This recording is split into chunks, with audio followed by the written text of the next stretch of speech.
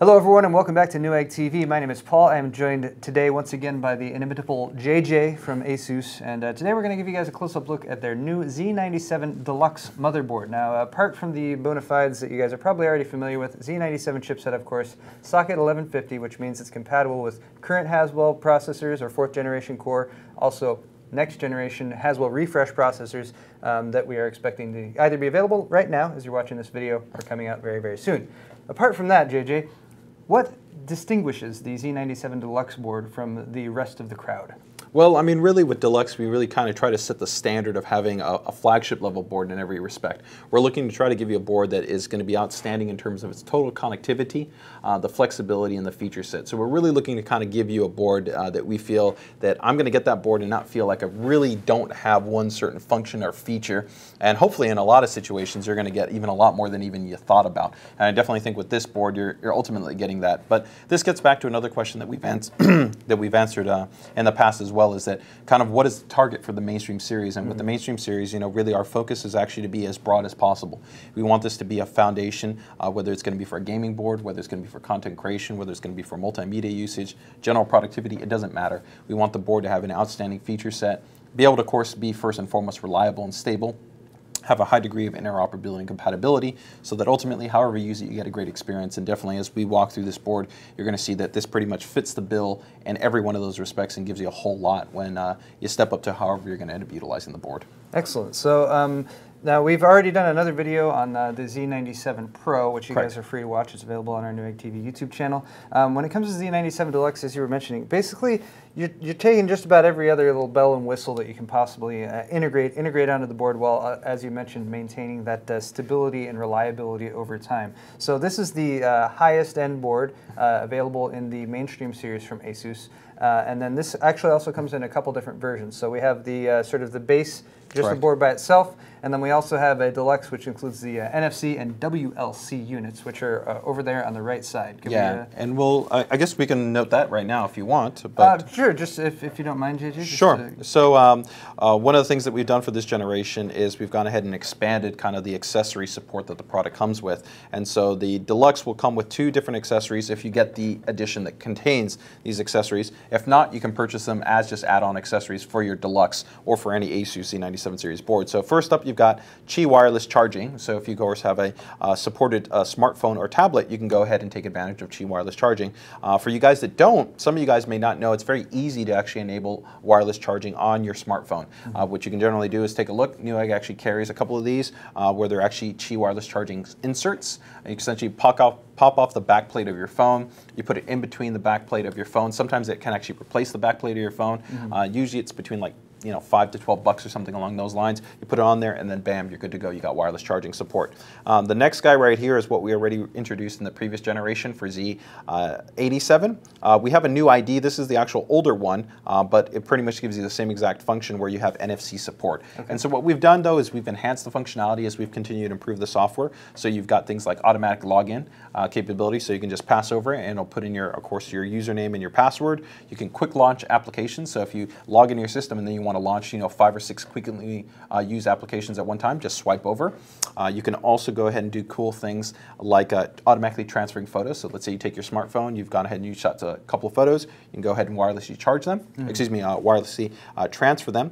And we've also incorporated new functions like video streaming as well as Bluetooth pairing streaming. So with video streaming, you have the ability to go ahead and take video that's playing back on that device, pass it over, and now have it start playing on your desktop. As well as with Bluetooth, same thing. If you're playing back audio and you want to now all of a sudden hear it on your desktop speakers, you can go ahead and do that as well. So a whole lot of advanced functionality that you have with these 2 little items. And the unit that comes included with the NFC box as well as the Qi wireless charging unit will also come with the Thunderbolt 2 EX2 card. So that it will give you guys the fastest I/O connection standard that exists out there. So if you want to be able to drop that in, you're good to go. Excellent. So moving back over to the board here, the sort of differences between this board and say some of the other boards in the series, basically from just the first look that I'm giving at it, I'm seeing some additional SATA Express over here, and then you were also mentioning earlier that you guys have expanded the number of PCI Express lanes. You can't ever actually expand. You have a multiplexing chip, so it just allows you to essentially redistribute bandwidth and be able to be more flexible at how it can be driven. But essentially what this does is the Deluxe differentiates itself from like the Dash A and the Pro, and that there's an add-in multiplexing chip that gives us the ability to be able to drive additional concurrent PCI lanes at one time by co-working with the lanes that are provided by the PCH, as opposed to the lanes that are also provided from the CPU. Now, what this fundamentally means is if you're running like Crossfire or SLI, you're also rating maybe using multiple USB 3 ports in the back, both the NICs. Maybe you're using the add-in Serial ATA Express, and you're using the PCH ports. You're just going under a very complex high-level load configuration. You're going to be able to actively keep more of those devices connected, as opposed to one of those controllers potentially shutting off because there's not enough number of lanes. So that is a key differentiator. Outside of that, you're definitely right. In terms of the actual storage connectivity, we've got a lot going on here with the board. And pretty much as you noted here, we've got two AS Media 1061 ports. We've got the PCH-based ports. We have two sets of SATA Express ports. And then we, of course, have M.2. And with the M.2, just like in our previous board, it fully supports both SATA as well as PCIe-based implementations. With the SATA Express, of course, it's also going to be fully supported of utilizing our Hyper Express, which I think you've got right over there, which is a great little accessory add-on. So for you guys that want to be able to immediately take advantage of SATA Express, this will be an accessory coming out very shortly, where you can take two M-SATA or two M.2 base SSDs, pop them in there, plug them into that, and be able to get some awesome throughput right out the box. It's almost like build your own high-speed storage by just dropping in some M.2 drives in there, and that's going to give you the ability to take advantage of those SATA Express ports right now, as opposed to waiting for more of these drives to hit the market, because they're really not available right now. Correct. And in addition to that, keep in mind that, of course, these 4 SATA 6G ports that are part of the SATA Express connector serve as independent serial ATA ports. So either this is going to serve in the fashion of doing 2 SATA Express ports or 4 SATA 6G ports. So if you're not necessarily planning on investing in the SATA Express right now, you can still access those ports with your standard SSDs or hard drives and still make use of all that connectivity. Correct. And going back to connectivity for the I/O and the overall connections that you have on the board, we've got a lot going on here. So of course you've got integrated dual band 802.11 AC with Bluetooth, so that's going to be awesome. You've got 6 USB 3 ports on the back of the board, along with 2 front USB 3 ports. So in total, you've got 10 USB 3 headers that are on the board, in terms of, 10 USB 3 ports that are on the board. So a whole lot of connectivity there. And then we've got dual NICs that are on the Deluxe as well, which is different than what we'd have on the Pro or the Dash A. And for this generation, they've both been evolved to be able to be 2 Intel class NICs. So as always, we feel Intel is giving you the best performance, interoperability, and management options that are out there. And for this generation, we maintain that introduction of the new packet priority software with TurboLAN, which allows us to go ahead and packet priority control any one of the network controllers, including the wireless. So sometimes, as opposed to compared to like competitor solutions where they might have packet priority control just for the physical NIC, it doesn't matter. Whether you have an add-in adapter, whether you're using the Wi-Fi, or whether you're using either one of these Intel NICs, you're going to be able to take advantage of the TurboLAN software to be able to go ahead and fine-tune your network performance. And do those NICs support teaming? You can also go ahead and run a teaming-based configuration if you're looking for that. Excellent. Now, on the lower portion of the board, we've got, of course, the Crystal Sound 2 implementation, which rolls over from the previous generation from our RoG series of motherboards, which features the isolated audio design. So that's a full isolated audio path, helping to make sure that that codec can operate as efficiently and as effectively as possible. Of course, we've got the shielding, we have the Nichicon audio-grade capacitors, we have an operational amplifier, and we're also incorporating, as part of Crystal Sound 2.0, a really awesome feature where we can go ahead and matrix essentially automatic profiling for different types of monitors. And what we mean by monitors is any type of playback connection. So whether it's in-ear monitors, headphones, or desktop speakers, when you plug in either to the headphone jack or to the line level out, you'll see a little icon. You can select it, and once you select that, it will automatically set to a specialized preset for whatever you've defined. In addition to that, you also have specially defined presets for music, movies, or games. Now, another feature for the Z97 series in general is the 5-way optimization. Correct. We are probably familiar with 4-way optimization that you guys have implemented in the past on the Z87 boards, for instance. With 5-way optimization, you're getting all that goodness that you got with the 4-way optimization as far as automatically tuning and overclocking the board, doing fan expert as well. But you guys have improved fan expert for one thing. You guys have also improved some of those functions, and you've added a 5th element to that, which actually is involved with applications. Yes. So we've got 3 big functions as part of now the 5-way optimization that are really kind of overhauled and really give you an insane level of functionality. So first one is auto overclocking. We've done a lot of videos on this, and we're going to do a video, so make sure to check it out for this one. But we're giving you the ability to essentially have automatic overclocking based on your CPU margin, your cooling, your power supply, your memory, right? Even the margin of the CPU in itself. And that's been maintained, but we're now opening up to be able to allow you to go ahead and define the intervals of stress testing. We've added multi-threaded memory testing built into it. We're now also incorporating the ability to do target-based profiling for overclocking based on either temperature or frequency, and a whole lot more. So the auto overclocking is now definitively the absolute best auto overclocking that I've ever seen. It's just an awesome function.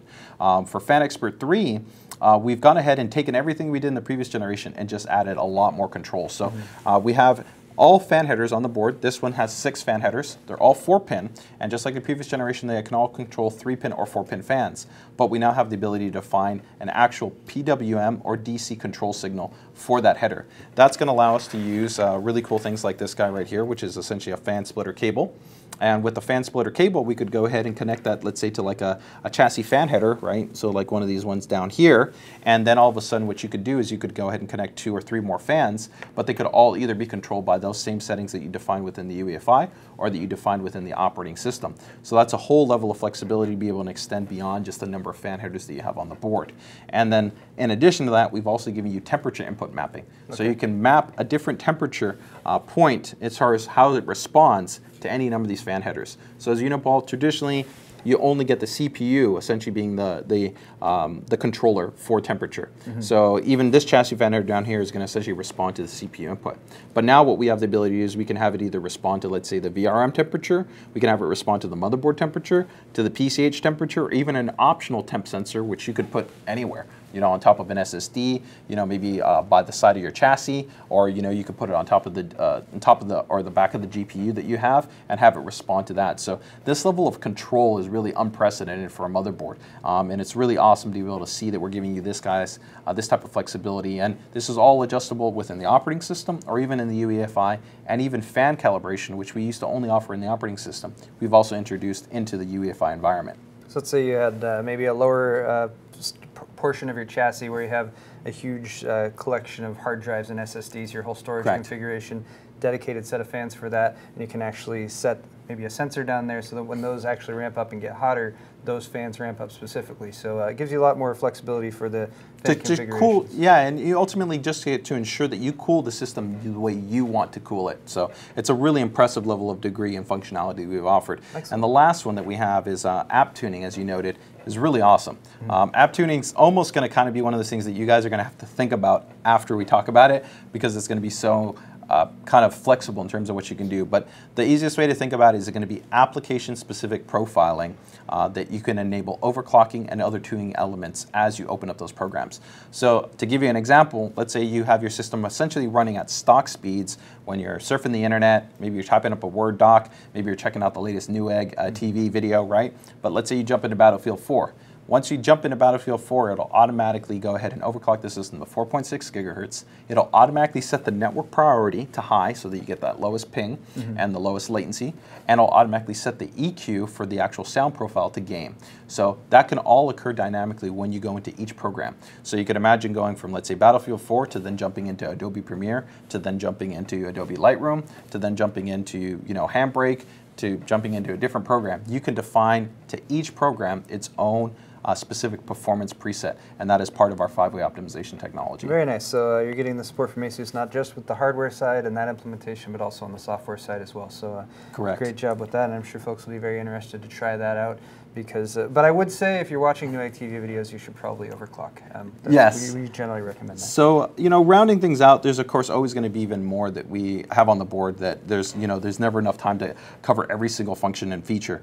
You know, and we're still going to of course offer things like USB BIOS flashback, USB Charger Plus, USB 3 Boost, but there are a couple I think really cool ones that we have, like Media Streamer, which is now going to be built in with the boards, which whether you're on an intranet or an extranet will allow you to go ahead and stream your music, movies, or images messages. And extranet, for you guys that don't know what that means, that essentially means even if you're outside your home, but you got a cellular Wi-Fi connection, your smartphone or your tablet, you can stream directly from your system, your contents with that application. We're going to have Home Cloud, which is going to be a piece of software to allow you to mount your C volume, essentially, and have it directly available to you. So you can have a point-to-point communication with your desktop drive, and you can either share files, transfer files, or even stream files from within the home cloud environment, so you don't even have to upload to the cloud. You can essentially just go directly from your local volume. And there's also going to be new features like Push Alert. Push Alert is pretty crazy with the ability to be able to have you receive alert messages, where essentially if your system has an issue with either the fan speeds, the voltages, or the temperatures, you can receive a notification on your mobile device letting you know, hey, all of a sudden the fan speed has abruptly taken a turn in terms of either not spinning at all, or it has an issue. And even our remote desktop function, we've also gone ahead and extended to also be extranet capable. So if, let's say, the fan speed isn't working, system's overheating, it has a problem, guess what? You can also now remote in and just shut down the system all in one fell swoop. So nice. Some really awesome functions and features for this generation, along with even more advancements that we've made into the UEFI and software suite that we'll talk more about when we do our demos. So we've just barely scratched the surface, really, when it comes to the Z97 Deluxe, but I think that's all the time we have for this video.